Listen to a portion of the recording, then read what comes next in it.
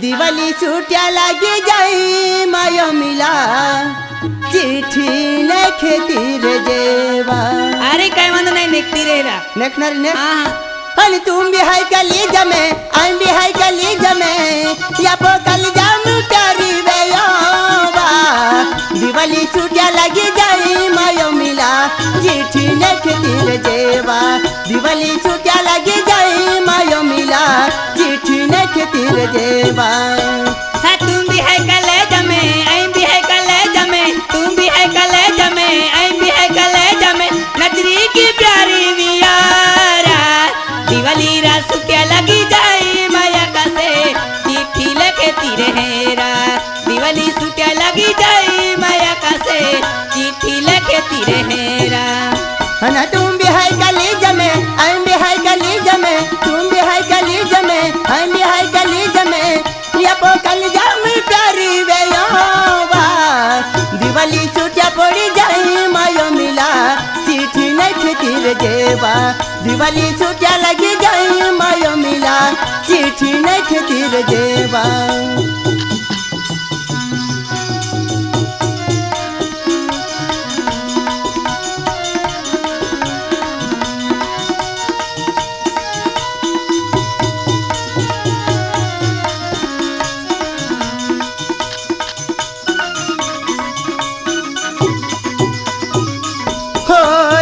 में दूरवा मिलने आवेवा वाती वेगियो मिला तो यदि आवेवा।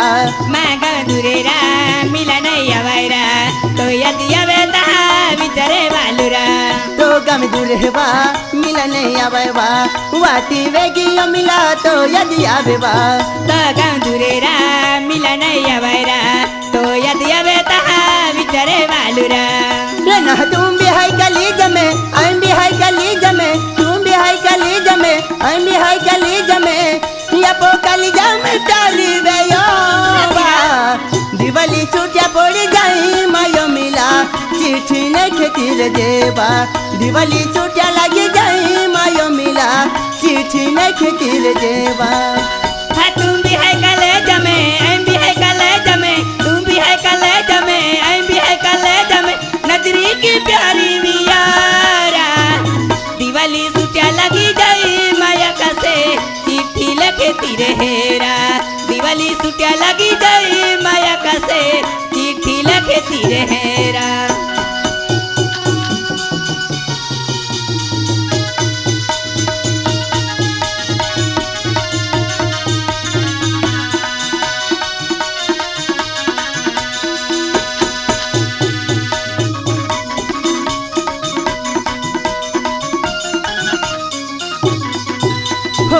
राती हुआ नींद नहीं लागेवा जहे जावे तहे तो यदि आवेवा।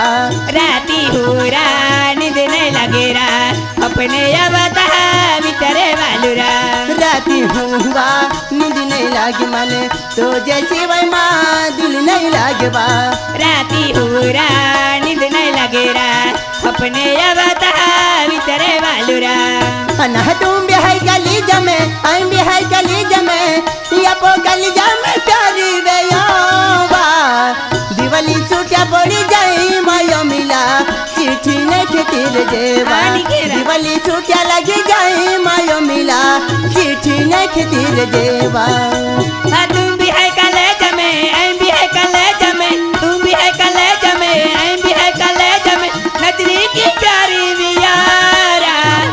दिवाली छुट्या लगी जाई माया का से चिट्ठी लिखती रहेरा। दिवाली छुट्या लगी जाई माया का से चिट्ठी लिखती रहेरा। दिवाली छुट्या पड़ी जाई जेवा दिवाळी सुट्या लागे जाई मायो मिला चिठी लिखती रे जेवा चल महाराज आम्ही निघते रे. अरे मिलणार रे हा, मिळणार. अब पावला गाव मावजे हात मिला